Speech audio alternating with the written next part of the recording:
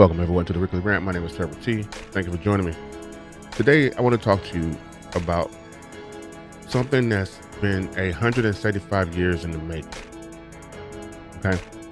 And I want to discuss some of those things and get some opinions and feedback from the community. Project 2025 is nothing more than a revamped version of the 1850 publication of How to Control and Create the Ideal Slave.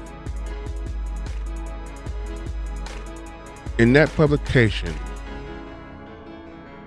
the first thought was you create an ideal slave by unequivocal, total, and unconditional submission. Make them submit. Secondly, they kept you in place after submission with authority. They appointed people to watch over you, to police you. Okay? In doing that, they created inferiority within the mindset of those people. They make it to where you doubt yourself. You just cower and do whatever it is that they want you to do because you are so afraid. The other thing that they wanted to get accomplished was to take away your voice, instill fear in you so bad that you were afraid to speak out. If you spoke out, you were punished. You were brutally punished. The other way that they wanted to control you and to create the ideal slave was keep you interested in whatever it was that they had going on at the time. Keep you interested in what they had going on, where you couldn't think about what you wanted to do. And the main thing I took from that publication after reading it is they wanted to deprive you of education, keep you from gathering information. They didn't want you to read. They didn't want you to learn how to write. Total control. Those first 5 things alone are within the Project 2025 booklet. So you're going to ask me why and how do I know this? Okay. It states that they want to give the president unchecked power to where he makes all the decisions as what's best for the country. Unconditional submission, authority. Using the military against his political enemies and anyone who bucks up against him, who goes against what he says. Authority. Inferiority. Dismantle the education system on a federal level. Depriving us of education, taking away our voice, and causing fear amongst each other. That's the main steps that was written in 1850 that they want to now do in 2025, 175 years later.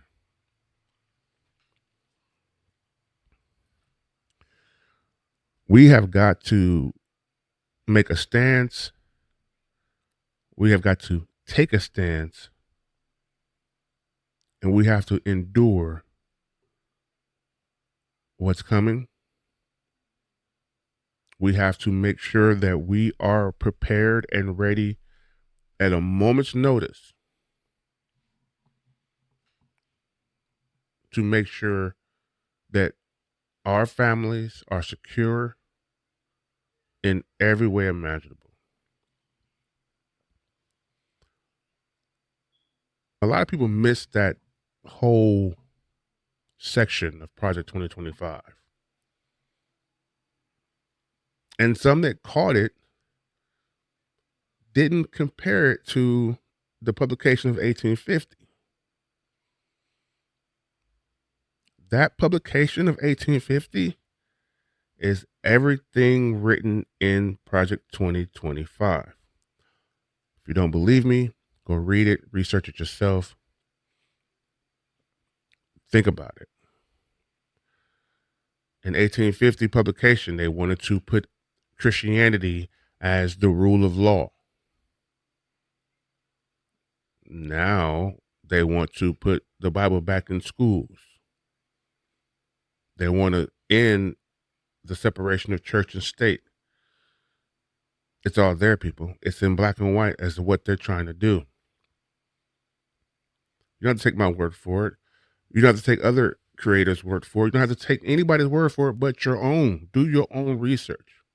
And this goes for everyone. I'm not talking to just to the liberals, the conservatives, the far right, the far left, whatever you want to call us. I'm talking to the American people as a whole, MAGA included. Yes, we know that you're on a whole nother plane, but you're still part of America. And we're going to do everything we can to love you regardless of your faults. Because we're not perfect either. But y'all are a little bit out there. Roll with it. But seriously, people, stop following blindly. Use the education system or the education you have now and learn about what they're trying to do before they take everything away from us. To keep us in place, to keep the American people in place with authority, they're going to have to first take away the Second Amendment rights. And they're trying to do that.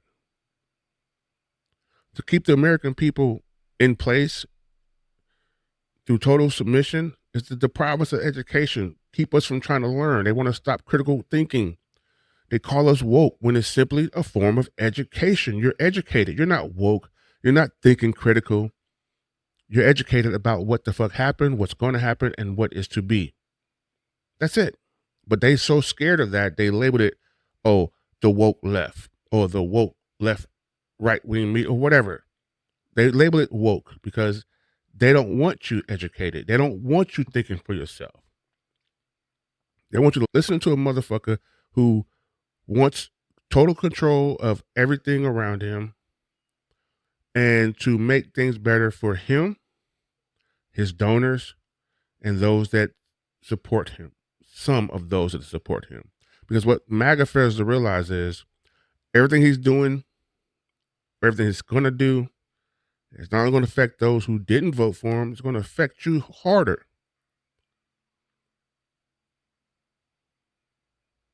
Taking away Obamacare is taking away the Affordable Care Act.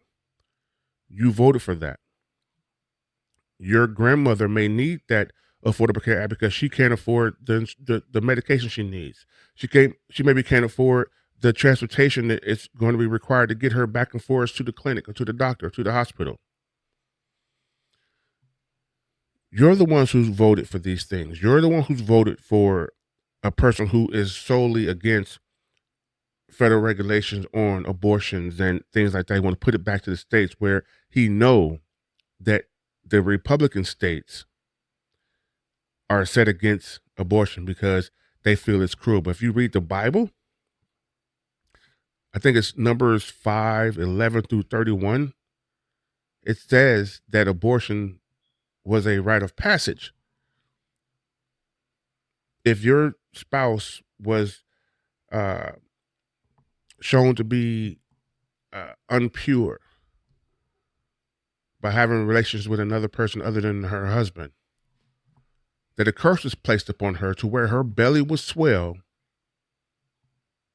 and then miscarry.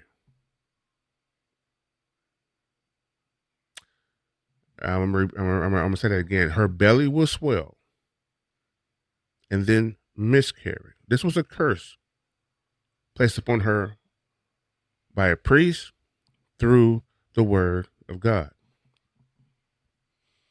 So all you Bible thumpers out there, all you preachers that's preaching the word, all you evangelists, you TV evangelists that's talking about, oh, it's it's the right of Jesus, it's the right of God, it's this, is that. Let me explain something to you. If you really believe anything about the Bible, from the beginning, God told us not to worship none but him. Put none before him, because there will be none after him. He is the first and the last, the Alpha and the Omega. There will be no one after him. Now, let me explain something to you. For God to say that there will be no one after him, does that mean that God has a death date? That's what it sounds like to me. If God has a death date and he said put no one after him or before him, there would be none before him. There was none before him. There would be none after him. What, is he going on vacation? Is he leaving us?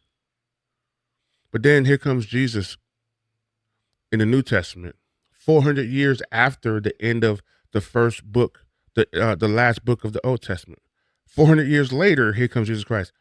Now, if that doesn't make you stop and think that some of that crap is probably made up, fictitious in itself, with a hint of logic, then you're under that control. If God said in the Old Testament, put none before me and there will be none after me, where's he going? How long do we have? How long does he have? And I don't mean to sound sarcastic, and I don't mean to sound hypocritical, blasphemous, or anything of that nature. I'm just so sick and tired of people blindly believing in something or blindly believing in someone telling you that this is what you're supposed to be believing in because it's what they believe in. I don't understand people today.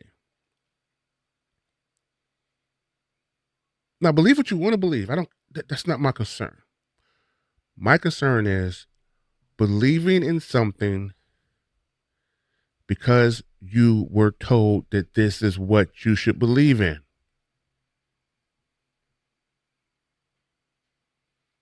I won't, and I'm not.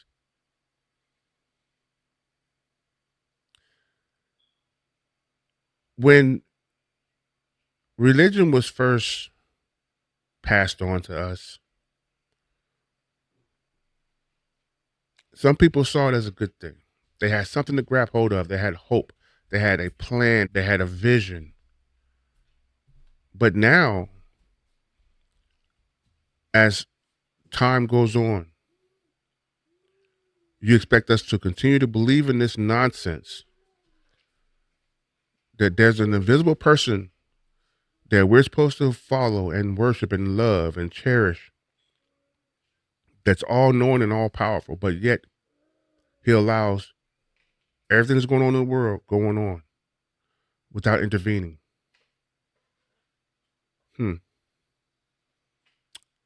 I don't understand that concept of any God or any higher power. Okay, someone say he wants you to suffer. He wants you to go through suffer to bring you closer to him. I get it. But don't you think that some of us, some of your people have been suffering long enough?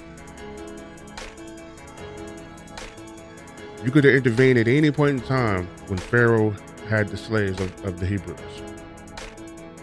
Instead, you wait till Moses comes along and you send him on a mission before you intervene. But when the people continue to defy you, you just said, okay, enough. I'm about to destroy the world. Send the flood, 40 days, 40 nights, rain, kill everybody, start over. You didn't hesitate then. What's the problem now? The Palestinians are suffering.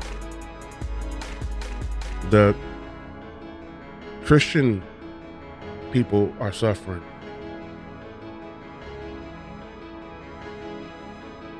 Your children are suffering. But yet you have yet to intervene. But anyway, I'm going on a different rant, and my rant was basically to let you people understand and know that Project 2025 has been in the making for 175 years since the publication of the 1850 documents on how to create the ideal slave. Now, a lot of things that I research and I learn and I know from being educated or attempting to be educated, I know there's some flaws in my thinking. There's some flaws in my educational prospects. But the thing is, at least I sit back and research to obtain the knowledge instead of spewing hateful, derogatory shit out my mouth because someone don't agree with me.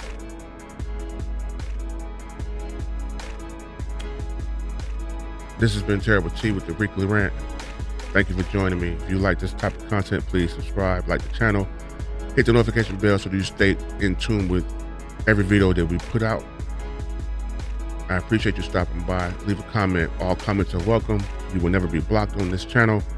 Regardless of your opinion, we will sit and discuss it. We'll talk about it. Try to come up with an agreement or disagreement, and we'll walk away from the table from there. All right? We'll talk again later.